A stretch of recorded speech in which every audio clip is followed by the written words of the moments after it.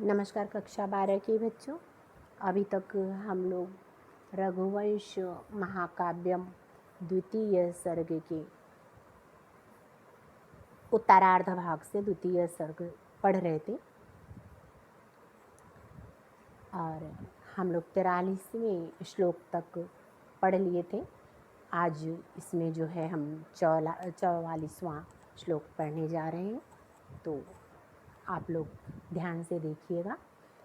इससे पहले हम लोगों ने पढ़ा था कि राजा ने सिंह से कहा कि हे सिंह, मेरी चेष्टा व्यर्थ हो गई है, इसलिए जो बात मैं कहना चाहता हूँ वो परिहास के योग्य है। फिर भी आप सभी जीवों के भीतर की बातें जानते हैं, इसलिए मैं अपनी बात कहूँगा। आगे देखिए इसी क्रम में। तो 44वें श्लोक में देखिए तो राजा दिलीप सिंह से कहते हैं, मान्यः समे स्थावर जंगमानां सर्ग स्थिति प्रत्यवहार हेतुः गुरोर्पीदं धनमाहिताग्नेर् नश्यत् पुरस्ताद् अनुपेक्षणीयम्। अन्वय देखेंगे।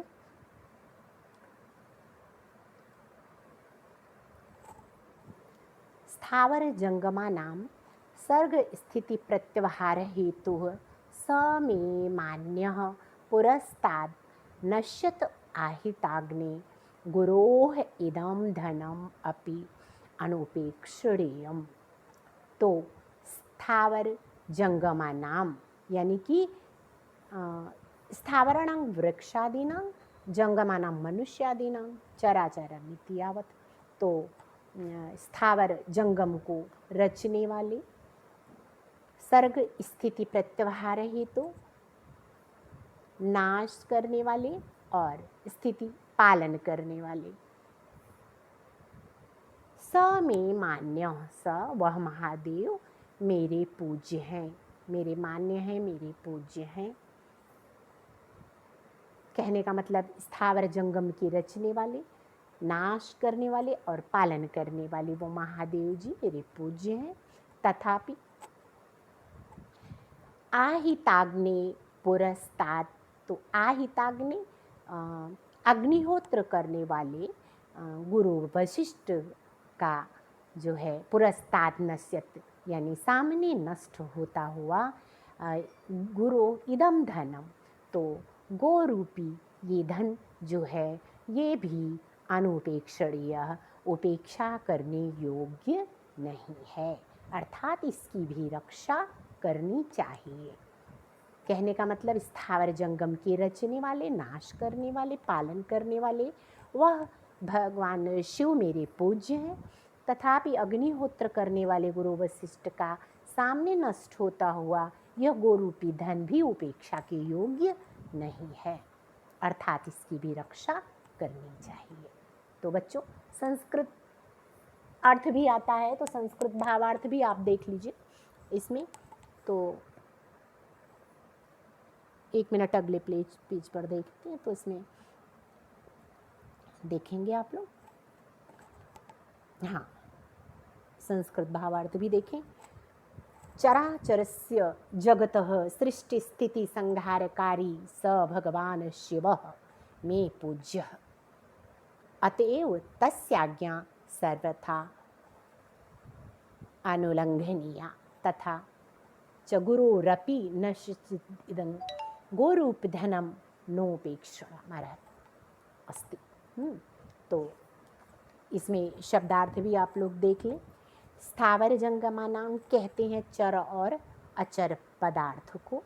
सर्ग स्थिति प्रत्यवहार हेतु, तो उत्पत्ति, स्थिति, पालन और नाश का जो कारण है। सह मतलब भगवान शिव के लिए सह का प्रयोग है। में मतलब मेरा, मान्य मतलब पूज्य, पुरस्तात् सामने, नश्यत नष्ट होता हुआ, इदम धनम माने ये धन जो गोरूपी धन है, आहिताग्नि अग्निहोत्र करने वाले का, अनुपेक्षणीयम उपेक्षा करने योग्य नहीं है। अगला श्लोक देखेंगे।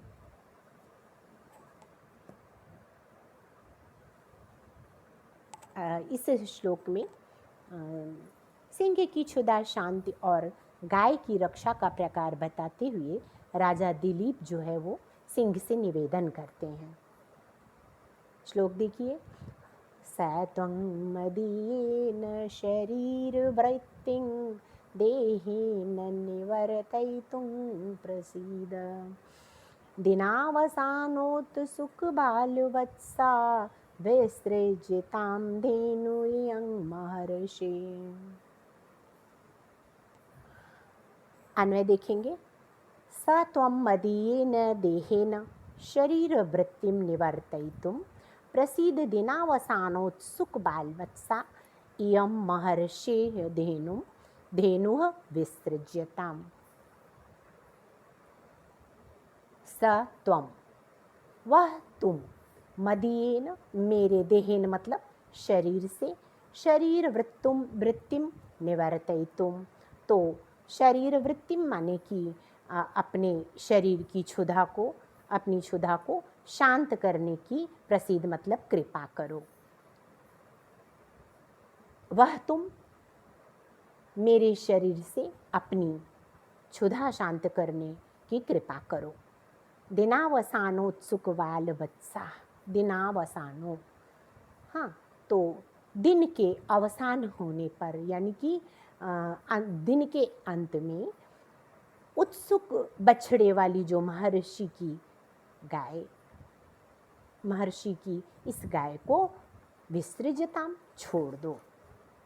कहने का मतलब वह तुम मेरे शरीर से अपनी क्षुधा शांत करने की कृपा करो, अर्थात गाय के बदले मुझे भोजन बना लो और दिन के अंत में उत्सुक बछड़े वाली जो ये महर्षि की गाय है नंदिनी, इसको छोड़ दो, ऐसा राजा सिंह से कहते हैं। भावार्थ देखिएगा बच्चों। त्वं मदीयेन शरीरेण क्षुधा शांतिं कृत्वा, तुम मेरे शरीर से अपनी भूख को मिटा करके मई प्रसीद इमाम धेनु, मुझ पर प्रसन्न होकर इस धेनु को, मुंच मतलब छोड़ दो। यतो अस्याह वत्स आश्रमे बद्ध बुभुक्षितः आस्ति। ठीक है, तो इस प्रकार से इसका जो बछड़ा है आश्रम में बंधा हुआ है और वो जो है भूखा इसका इंतज़ार कर रहा होगा, तो इस प्रकार से इसे छोड़ दो। शब्दार्थ देखेंगे। मदीयेन देहेन, मेरे शरीर वृत्ति मतलब जीवन निर्वाह।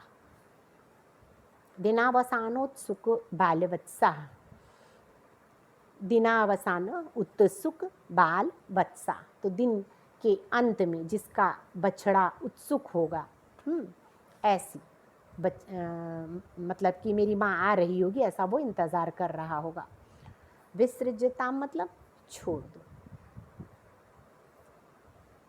अगला श्लोक देखेंगे हम लोग। तो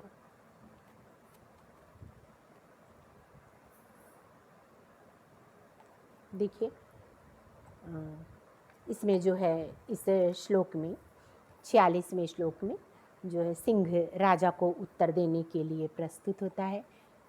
इससे पहले राजा ने अपना प्रस्ताव रख दिया कि मेरे शरीर से अपनी भूख मिटा करके इस धेनु को छोड़ दो, तो सिंह राजा को उत्तर देता है।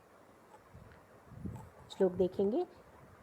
अथान्धकारं गिरिगह्वराणां द्रष्टां मयूखैः शकलानि कुर्वन् भूयः स भूतेश्वर पार्श्ववर्ती किंचित विहस्यर्थपतिं बभासे। अन्वय देखेंगे। अथ भूतेश्वर पार्श्ववर्ती सह, भूतेश्वर यानी कि भगवान शिव के लिए भूतेश्वरस्य शिवस्य पार्श्ववर्ती अनुचर, तो कह रहे हैं कि महादेव का वह अनुचर, महादेव का वह सेवक सिंह जो है गिरिगह्वराणां, पर्वत की गुफाओं का जो है अंधकारम मतलब अंधकार को, द्रष्टा मयूखई दांत की किरणों से चीरता हुआ, सकलानि कुर्वन छिन्न भिन्न करता हुआ, हाँ, किंचित विहस्य अर्थपतिम भूयः बभासी, किंचित तो कुछ, किंचित मतलब कुछ, हंस करके, विहस्य हंस करके, अर्थपति मतलब राजा से बोला, पुनः भवा से बोला, पुनः बोला। तो कहने का मतलब बच्चों कि महादेव का अनुचर वो जो सिंह था, पर्वत की गुफाओं का अंधकार दांत की किरणों से चीरता हुआ, छिन्न भिन्न करता हुआ कुछ हंस करके राजा दिलीप से बोला।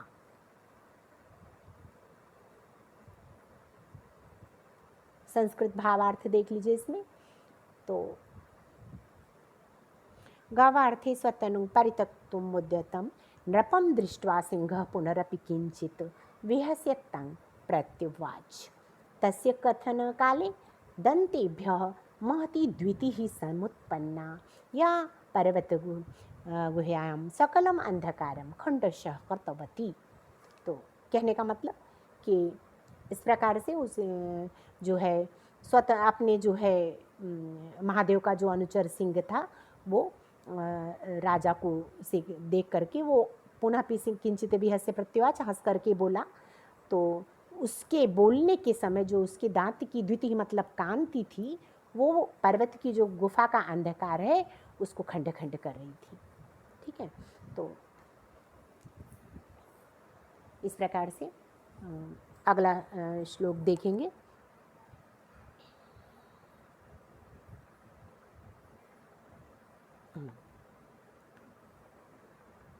अगला श्लोक देखेंगे तो इसमें देखिए, इस श्लोक में बच्चों प्रसंग इसमें सिंह राजा से कहता है, इसका प्रसंग है। सिंह जो है वो राजा से कहता है, क्या कहता है, क्योंकि अभी तो उसने बोलना शुरू किया कि अपने दांतों से जो है गुफा का अंधकार जो है चिढ़ता हुआ वो राजा से बोला।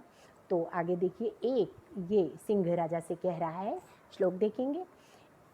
एकातपत्रं जगतः प्रभुत्वं नवं वयः कान्तिमिदं वपुश्च अल्पस्य हेतुर्बहुहातुमीक्षन्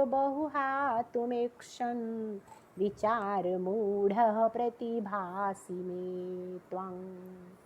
सिंह राजा से कह रहा है कि एकातपत्रम जगतः प्रभुत्वम, एकातपत्रम कहने का मतलब एक छत्र संसार पर राज्य करने वाला। तो एकातपत्रम, एक छत्र संसार का राज्य, जगत मतलब संसार, तो प्रभुत्वम नवम वयः, तो संसार का राज्य हो गया। एक एकातपत्रम जगतः प्रभुत्वम, तो एक छत्र संसार का राज्य, और नवम वयः नवीन युवावस्था, इदम कांतम वपु, तो और यह इदम कांतम, तो ये जो सुंदर शरीर है, वपु मतलब शरीर, तो एतत् सर्वम, ये सारी चीजें, क्या क्या चीजें, एकात्र ये मतलब एक छत्र संसार का राज्य है, नई युवावस्था है, सुंदर शरीर है, तो इतनी चीजों को, माने इतनी बहुत सी चीजों को आपने जो है अल्पस्य ही, तो बहुत थोड़ी सी बात के लिए, थोड़े से बात के लिए जो है इसको क्या कर रहे हैं, हातोमीक्षण, छोड़ना चाहते हैं। तो भैया तुम विचार मूढ़ने प्रतिभासी, तो भैया राजा से कहते हैं कि आप हमको तो कहीं से ऐसे नहीं प्रतीत हो रहे, बहुत मूर्खतापूर्ण कार्य कर रहे हो। तो कहने का मतलब एक छत्र संसार का राज्य है, नवीन युवावस्था और ये सुंदर शरीर है, तो इन सब को आप बहुत थोड़ी सी बात के लिए छोड़ना चाहते हो, अतः आप जो हो इस विषय में तो मुझे मूर्ख मालूम पड़ते हो, ऐसा सिंह ने राजा से कहा। तो इसमें देख लीजिएगा भावार्थ की, राजन एक छत्रं जगतः स्वामित्वं यौवनम सुंदरम शरीरम च अल्प प्रयोजनात् त्यक्तुम अभिलषन् त्वं मम मूर्ख प्रतीयसे। तो कह रहे राजन, एक छत्र जगत का स्वामित्व और सुंदर यौवन, शरीर सुंदर और यौवन नई युवावस्था, और ये जो है अल्प प्रयोजनात्, बहुत थोड़े प्रयोजन के लिए त्यक्तुम अभिलषत, आप त्यागने की इच्छा रख रहे हो, तो त्वं मम मूर्ख प्रतीयसे, तो तुम तो मुझे मूर्ख ही प्रतीत हो रहे हो। इस प्रकार से बच्चों शब्दार्थ भी देख लीजिए। ये बताया एकातपत्र मतलब एक छत्र, और प्रभुत्वम राज्य, नवम वयः मतलब नई अवस्था, कांतम वपु सुंदर शरीर। अल्पस्य हेतोः का अर्थ है बहुत थोड़े के लिए। हातुम छोड़ने की इच्छा, छोड़ने के लिए, हातुम छोड़ने के लिए, इक्षण कहते हैं इच्छा को।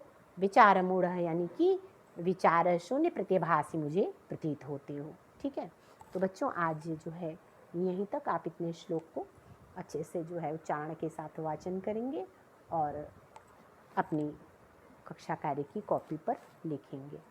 तो और इसमें जो प्रश्नोत्तर है और बहुविकल्पीय प्रश्न है, तो पुस्तक की फ़ोटो हम भेज रहे हैं, तो आप उसको जो है अपनी कॉपी पर लिख लेंगे। आज के लिए इतना ही। अगली कक्षा में हम फिर मिलेंगे।